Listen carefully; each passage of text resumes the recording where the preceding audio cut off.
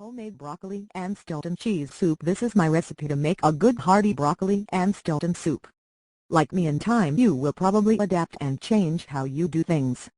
This isn't going to be a recipe with exact amounts.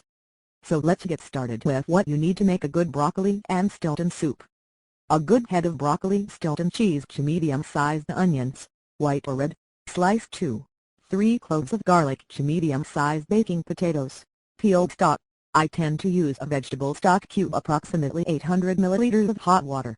A couple of knobs of butter, salt and pepper, fresh or dried herbs, a hand blender. First place the butter in a large pan, along with the sliced onions and roughly chopped cloves of garlic over a low to medium heat.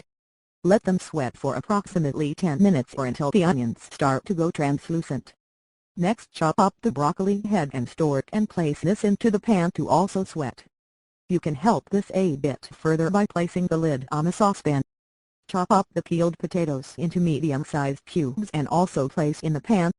While this is all going on, crumble a vegetable stock cube in a measuring jug and pour over approximately 700-800 milliliters of hot water.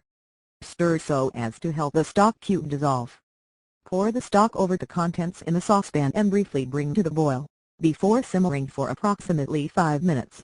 Take off the heat and let it cool. Place a tea towel on the kitchen worktop and place the saucepan of soup on top. The tea towel will stop the saucepan from moving around when you start to blend the contents of the saucepan. At this stage, add the Stilton cheese, a couple grinds of black pepper, some salt and herbs such as a bunch of parsley. Give it a quick stir to mix everything together. Put a hand blender into the saucepan and give it a few bursts to break down the soup ingredients, minding you don't spray it over your kitchen. As the ingredients begin to liquefy, you can start to blend until you have a nice smooth soup. Taste to see if more salt and pepper is required.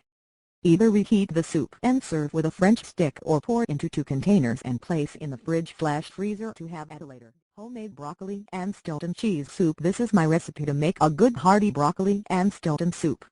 Like me in time, you will probably adapt and change how you do things. This isn't going to be a recipe with exact amounts.